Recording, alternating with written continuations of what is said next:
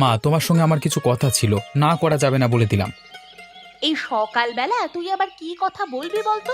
তোর যা জেদ, যদি কিছু চেয়ে বসিস আর আমার যদি দেওয়ার ক্ষমতা না থাকে, তাই নাও করব না আর আগে থেকে হ্যাঁও করব না।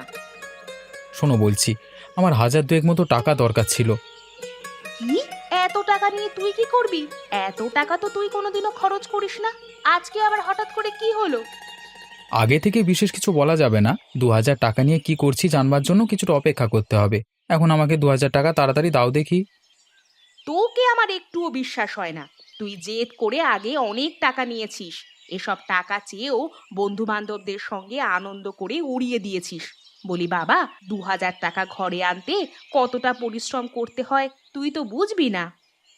আগে যা করেছি করেছি, কিন্তু আমি আর আগের মতো নেই। আমি এখন অন্যরকম হয়ে গেছি। এখন তোমার কাছ থেকে টাকা নেব মানে আমি ভালো কাজেই লাগাবো। তোর সেই ভালো কাজটা কি সেটা আমাকে বলে গেলে তো খুব ভালো হতো। ভালো কাজ আগে থেকে লোককে বলতে নেই। যদি আগে থেকে লোককে বলে দেওয়া হয় তাহলে সেই কাজ কোনোদিন উদ্ধার হয় না, নজর লেগে যায়। তুমি এখন তাড়াতাড়ি দাও না টাকাটা, আমার দেরি হয়ে যাচ্ছে। এই নে বাবা, তোর জেদের কাছে তো আমি কোনোদিন না করতে পারি না। এই নে তোর 2,000 টাকা। এই টাকাটা ঘরে আনতে আমার 2 মাস সময় লেগেছিল, তাই যেখানে খরচ করবি একটু ভেবে চিন্তে খরচ করিস। আরে হ্যাঁ হ্যাঁ, একদিন এমন সময় আসবে দেখবে এই 2,000 টাকা একদিনই ঘরে আসছে। চলো, আমি এখন এলাম। রান্না বান্না করে রেখো, ফিরে এসে ভাত খাবো।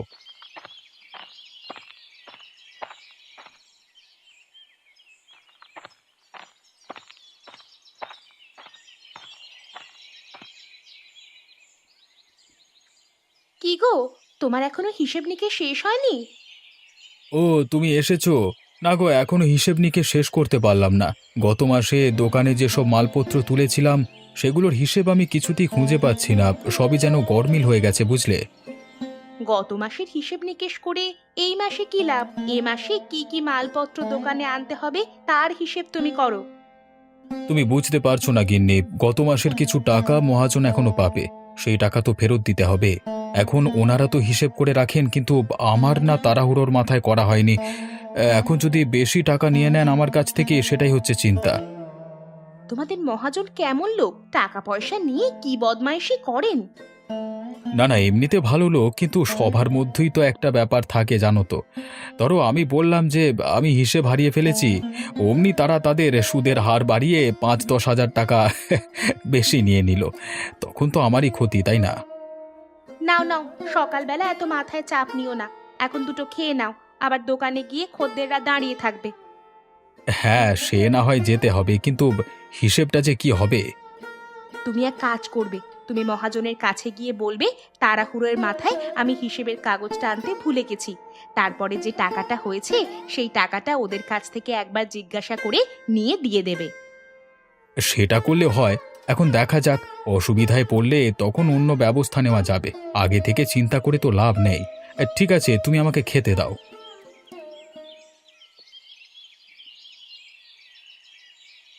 কি দেখে যে আমার বাবা তোমার সঙ্গে বিয়ে দিয়েছিল কে জানে। কোথায় আমার বাপের বাড়ির পাকা বাড়ি আর কোথায় তোমার এই টালির চালের মাটির বাড়ি। জীবন যেন একেবারে শেষ হয়ে যাচ্ছে এখানে। গিন্নি, অমন করে বলছো কেন তুমি? শুধু বাড়িটাই দেখলে? তোমার 4 বোনের মধ্যে তোমার সঙ্গে তোমার বাবা যে কেমন ব্যবহার করতো সেটা তুমি কি ভুলে গেছো? ওখানে পাকা বাড়িতে থাকলেও তুমি তোমার বাড়ির চাকর হয়ে থাকতে, আর এখানে তুমি বাড়ির রানী হয়ে আছো। বাড়ির রানী না ছাই, কোনো ইচ্ছে আমার পূরণ হয় না। সারাদিন এই ঘরের 4 দেওয়ালের মধ্যে বসে থাকি, ঘরের প্রত্যেকটা কাজ আমাকে করতে হয়। এরকম করে কি জীবন চলে? গিন্নি, তুমি তো ওখানেও বাড়ির সব কাজ করতে, তখন তোমার অসুবিধা হতো না? সত্যি, একটা নরক থেকে তোমাকে উদ্ধার করলাম, আর তুমি আমাকে আজকে কথা শোনাচ্ছ? নরক থেকে উদ্ধার করে আবার নরকে এনে ফেলেছো। শোনো, এরকম করে যদি আমাকে থাকতে হয় তাহলে কিন্তু আমি আমার বাপের বাড়ি আবার চলে যাব। তখন কিন্তু তুমি দেখবে। বাপের বাড়ি গিয়ে কি করবে? সেখানেও তো তোমার বাবার চ্যাটাং চ্যাটাং কথা শুনতে হবে। তা সেখানে যদি যাওয়ার ইচ্ছে হয় তাহলে যাও, তবে ভেবে যেও, যেখানে মান সম্মান নেই সেখানে না যাওয়াই ভালো। সম্মানের কথা তুমি আমাকে শোনাতে এসো না, হ্যাঁ?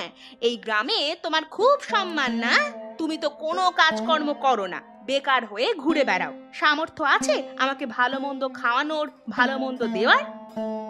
আমি মানছি আমার হাতে এখন কোনো কাজকর্ম নেই, তোমার কোনো ইচ্ছেটাই আমি ভালো করে পূরণ করতে পারি না। কিন্তু গিন্নি, আমি যতটুকু পারি ততটুকু করবার চেষ্টা করি, যাতে তুমি ভালো থাকো। তোমাকে ভালো রাখাই আমার একমাত্র উদ্দেশ্য। নাটক দেখলে বাঁচা যায় না।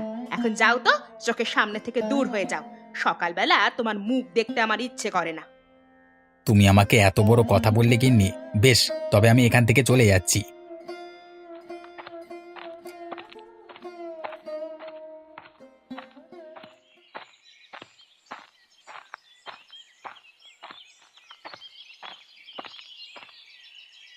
আরে ও মাধবীদি, কেমন আছো গো? আমাদের মুন্না ভাই কেমন আছে? আর বলো না বোন, তোমার মুন্না ভাইয়ের জ্বালায় ভালোভাবে থাকতে পারছি কই। কেন, মুন্না ভাই আবার কি করলো? ও তো ভালো ছেলে একজন। তুমি তো ওর জেদ দেখোনি, তাহলে বুঝতে। আমি কষ্ট করে এদিক সেদিক থেকে টাকা পয়সা সংগ্রহ করে জমিয়ে সংসারটা কোনো রকমে ভালো রাখবার চেষ্টা করি, কিন্তু ও হয়েছে জেদি ছেলে, শুধু টাকা পয়সাগুলোকে নষ্ট করবে। আসলে ও তো এখনো ছোট আছে, ওর বুঝতে একটু সময় লাগবে। ও যখন সংসারের কষ্ট বুঝতে পারবে, তখন ঠিকই দেখবে সংসারের হাল ধরবে। কিন্তু কবে বুঝবে বোন? সারা জীবন খেটে খেটে আমার শরীর ভেঙে পড়ছে, আর ওই ছেলে এখনো শুধুই আনন্দ করছে, ঘুরে বেড়াচ্ছে। আমি বুঝতে পারছি গো দিদি, তুমি ওকে একটু ভালো করে বোঝাও। এ যুগে কাজকর্ম না করলে কিছুই হবে না। কাজের প্রতি ও যেন মনোযোগ দেয়, সেই নিয়ে কথা বলো। আর কি বলবো, সারা দিন বলে বলে ক্লান্ত হয়ে গেছি। আজকে সকালেই দেখো না, 2000 টাকা আমার কাছ থেকে নিল, বললো ভালো কাজ করবে। আমি জানি না বাবা কি ভালো করবে। বলো কি, 2000 টাকা? 2000 টাকা আয় করতে কতটা সময় লাগে বলো তো? সেটা ওকে বোঝাবে কে? এখন দেখা যাক ওই টাকা দিয়ে সে ছেলে কি করে। ও যদি শুধু শুধু টাকাটা নষ্ট করে, এবার ওকে আমাকে কথা শোনাতেই হবে। না না দিদি, ওই কাজ করো না। জেদি ছেলেদের কথা শোনানো হলে তারা আরো বেঁকে বসে। তুমি ভালো করে বুঝিও, যতই হোক তোমারই তো ছেলে। আমার পরিবারের কেউ তো ওরকম জেদি ছিল না গো। ও যে কেন এমনটা হলো জানি না। ঠিক আছে বোন, তাহলে আমি গেলাম এখন।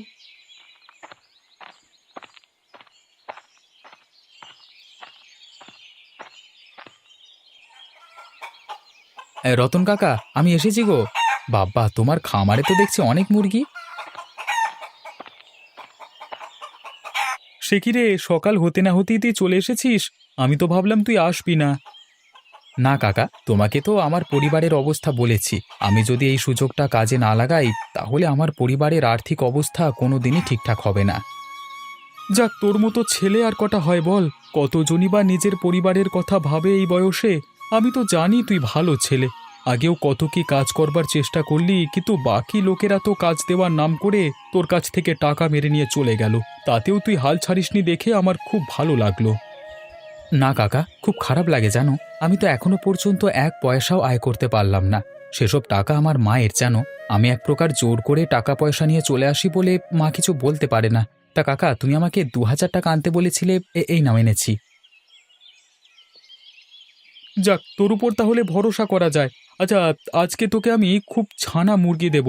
এই মুরগিগুলো কিন্তু বেশি বৃদ্ধি পায় না, মাত্র 3-4 দিন প্রতিপালন করবার পরই তুই এগুলো অনায়াসেই বাজারে বিক্রি করতে পারবি।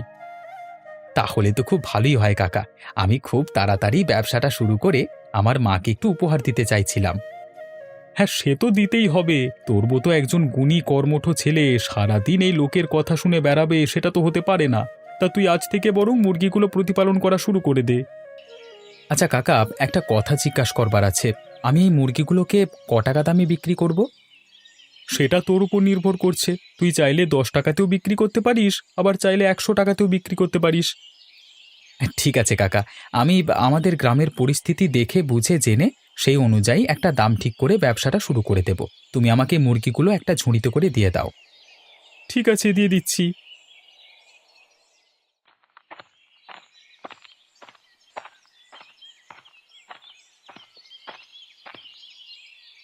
আরে রাকেশ যে, তা কি খবর ভাই? আজকে তোমাকে খুব উদাস বলে মনে হচ্ছে।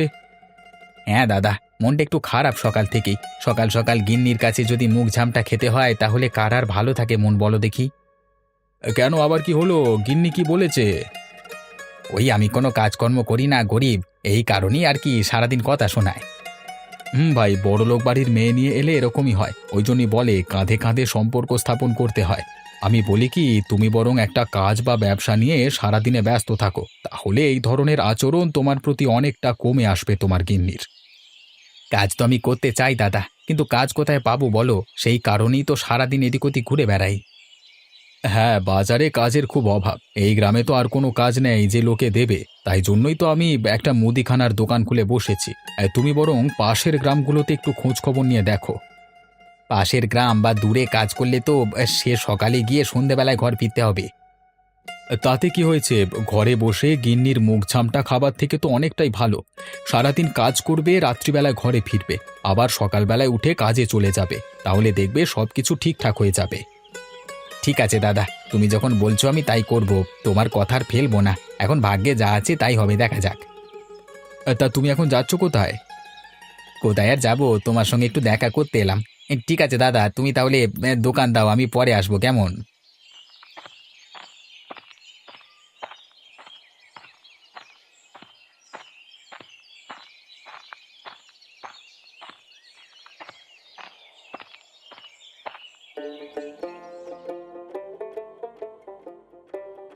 মা, ও মা, দেখে যাও, তোমার জন্য কি নিয়ে এসেছি, দেখে যাও। ও মা, এতগুলো মুরগি তুই কোথা থেকে আনলি? আরে আমি তোমার কাছ থেকে 2000 টাকা নিয়েছিলাম না, সেই টাকা দিয়েই আমি মুরগিগুলো নিয়ে এলাম। এখন এগুলোকে আমি প্রতিপালন করব, তারপর বিক্রি করে ব্যবসা শুরু করব। সত্যি বলছিস বাবা? এ যে আমার বিশ্বাসই হচ্ছে না। বিশ্বাস না হওয়ার কি আছে? আমি তো তোমার সামনেই মুরগিগুলো নিয়ে এসেছি, এই তো দেখো না। হ্যাঁ বাবা, সে তো দেখতেই পাচ্ছি। এখন এদের খাবার দাবারের জন্য তো ব্যবস্থা করতে হবে, না হলে তো মুরগিগুলো ভালোভাবে বড় হবে না। খাবার দাবার নিয়ে এত বেশি চিন্তা করতে হবে না। এই মুরগিগুলো 3 থেকে 4 দিন মাত্র প্রতিপালন করতে হবে, আর আমরা যা খাই সেগুলো দিলেই হবে। সে কি, 3 থেকে 4 দিনের মধ্যে মুরগিগুলো এত বড় বড় হয়ে যাবে? এত বড় বড় হবে না, এই মুরগিগুলোর বাড়বৃদ্ধি বেশি হবে না। মাঝারি সাইজের মুরগিগুলোকে 3-4 দিনের ভেতরই বিক্রি করে দিতে হবে। তাই নাকি? তাহলে এগুলো কত দামে বিক্রি করবি? এখনো সেটা আমি ঠিক করিনি, প্রথম প্রথম শুরু করেছি তো। আমাদের গ্রামের লোকজন কত টাকায় মুরগিগুলো পেলে কেনে সেটা তো দেখতে হবে, তারপরে দাম নির্ধারণ করা যাবে। কিন্তু গ্রামের লোকজন জানবে কি করে যে তুই মুরগি বিক্রি করছিস? তুই কি মুরগি নিয়ে ফেরি করতে বেরোবি? না না, ফেরি করতে বেরোবো কেন? আমি এখনই আমার চেনা জানা লোকেদের বলে দিয়ে আসছি যে কিছুদিন পর থেকে আমাদের ঘরে মুরগি পাওয়া যাবে, তাদের যদি প্রয়োজন হয় তাহলে তারা আমাদের কাছ থেকে কিনতে পারে। সত্যি বাবা, আমার খুব ভালো লাগছে যে তুই এবারে টাকাটা খুব ভালো কাজে লাগিয়েছিস। তুমি সেটাই জানো না, আমি আগে তোমার কাছ থেকে যে টাকাগুলো নিয়েছিলাম সেই টাকাগুলোকে ভালো কাজে লাগানোর চেষ্টা করেছিলাম, কিন্তু যারা আমাকে কাজের প্রতিশ্রুতি দিয়েছিল তারা আমার কাছ থেকে টাকা নিয়ে পালিয়ে গেছে। তাই নাকি? এত কিছু হয়েছে, তুই আমাকে বলিসনি তো। তোমাকে বললে তো তুমি টাকা পয়সা দিতে না, সেই কারণেই বলিনি। ঠিক আছে, তুমি থাকো, মুরগিগুলোকে দেখো, আমি বরং একবার গ্রামের সবার সাথে কথা বলে আসি।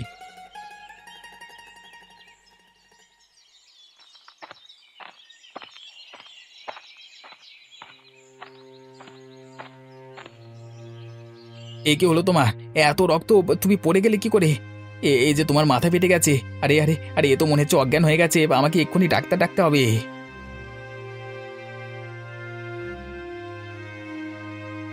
কি বুঝছেন ডাক্তারবাবু? অবস্থা বিশেষ ভালো নয়, শরীরের মধ্যে একদম পুষ্টি নেই। খাওয়া দাওয়া কি ঠিক মতো করে না নাকি? খাওয়া দাওয়া ঠিকঠাকই করে, তবে আমরা গরিব মানুষ তো, হয়তো সেরকম কিছু খাওয়াতে পারি না। শোনো তাহলে বলি, আমার মনে হচ্ছে এর মধ্যে অপুষ্টির একটা রোগ আছে। ঠিকমতো খাওয়া দাওয়া না করালে তার শারীরিক অবনতি হতে পারে।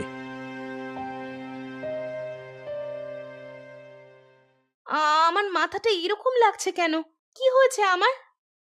আরে মা, তুমি মাথা ঘুরে পড়ে অজ্ঞান হয়ে গেছিলে, তারপর মাথায় আঘাত লেগে তোমার মাথাটা ফেটে গেছে। কিন্তু তোমার হঠাৎ করে এরকম হলো কেন? আগে তো কোনোদিন। না গো, তুমি জানো না, আগেও আমার এরকম হতো। ছোট থেকেই আমার অপুষ্টির রোগ, এই কথাটা বিশেষ কেউ জানে না। সেই কারণে আমার বাবা আমাকে দেখতে পারে না। কারণ আমার পিছনে অনেক টাকা খরচ হয়েছিল। তো তার মানে তোমার রোগের কারণে তোমার বাবা তোমাকে দেখতে পারতো না?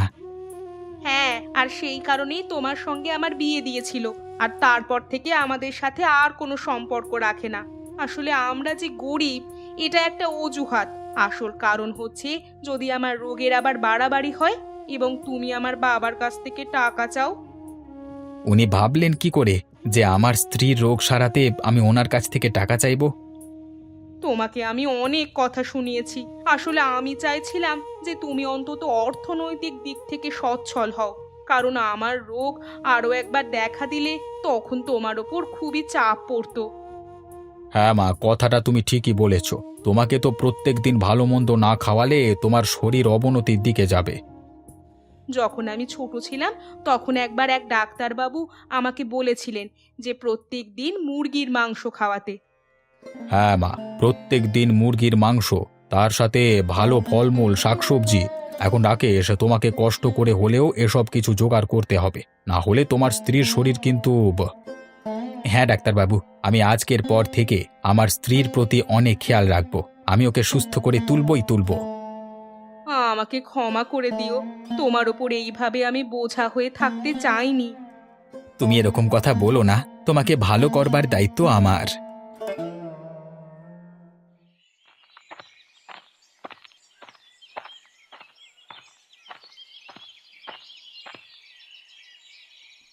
কি গোপাল কাকা, কি করছো?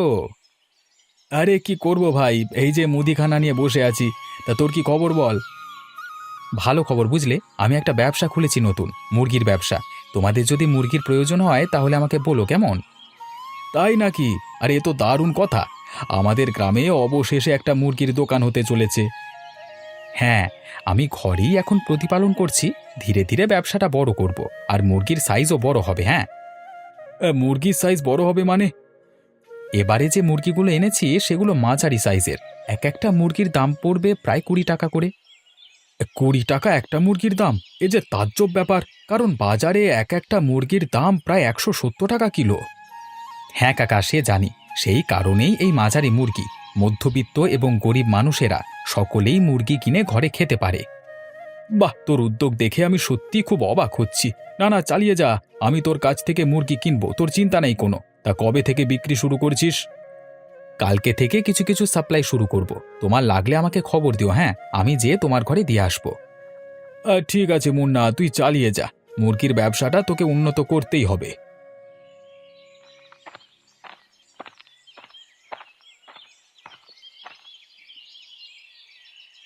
কি রাকেশ কাকা, কেমন আছো গো? কি ব্যাপার, এখানে উদাস হয়ে বসে আছো কেন? আরে ডাক্তারবাবু এখানে কি করছেন? আর বলিস না ভাই, তোর কাকিমা পড়ে গিয়ে মাথা ফাটিয়ে ফেলেছে, তাই ডাক্তারবাবু এসে তার চিকিৎসা করলেন। সে কি, হঠাৎ এরকম হলো কেন? রাকেশ ভাই, আমি তবে চললাম কেমন? আর মনে রেখো, বৌমাকে ভালো মন্দ খাওয়াতে ভুলো না যেন। কি ব্যাপার, কি হয়েছে আমাকে খুলে বলো দেখি। আসলে তোর কাকিমা অপুষ্টিতে ভুগছে। দেখ না, আজকের পর থেকে প্রত্যেক দিন মুরগির মাংস খাওয়াতে হবে, তার সঙ্গে ভালো ভালো ফলমূল, আরো কত কিছু। আরে বলো কি, এত সব করবে কি করে? জানি না জানি না, তবে আমার কি করতে হবে, না হলে তোর কাকিমা ভালো থাকবে না, বুঝলি? তা কিছু দরকার ছিল নাকি আমার সাথে হঠাৎ আমার কাছে এলি? আমি আসলে আজ থেকে একটা মুরগির ব্যবসা খুলেছি, সেই কারণেই গ্রামের লোকেদিকে বলে বেড়াচ্ছি যে যাদের মুরগির মাংস খাওয়ার দরকার হবে তারা যেন আমার সঙ্গে যোগাযোগ করে। ও তাই নাকি? তাহলে তো খুব ভালো। অবশেষে তুই একটা ব্যবসা খুলে বসলি। যাক, তোকে সবাই জেদি ছেলে বলে বেড়াতো, এখন দেখছি তোর মতো জেদি হওয়াই ভালো ছিল, বুঝলি? তোর মতো বয়সে এত ভালো একটা ব্যবসা কেই বা শুরু করতে পারে বল? তা মুরগি কত করে বিক্রি করছিস? আমারও তো দরকার এরপর থেকে। বাকি লোকেদের জন্য আমি 20 টাকা প্রতি পিস বিক্রি করছি, কিন্তু তোমার জন্য সেই মুরগির দাম হবে প্রতি পিস 1 টাকা করে। কেন? আমার জন্য দাম আলাদা কেন? আসলে কাকা, আমি এই ব্যবসাতে নামবার আগে প্রতিজ্ঞা করেছি যে আমি সাধ্যমতো চেষ্টা করব যাতে সকলে এই মুরগির মাংস খেতে পারে। আর এখন থেকে তো তোমাকে প্রত্যেক দিন মুরগি কিনতেই হবে কাকিমার জন্য। এত খরচ করা তো তোমার পক্ষে সম্ভব নয়, তাই তোমার জন্য মুরগির দাম 1 টাকা। এখন কাকিমাকে সুস্থ করে তুলতে হবে। সত্যি মুন্না, তোকে দেখে শিখলাম, ব্যবসাতে শুধু টাকা টাকা করলে হয় না, এক বিরাট বড় মনুষ্যত্ব থাকতে হয়, ঠিক তোর মতো।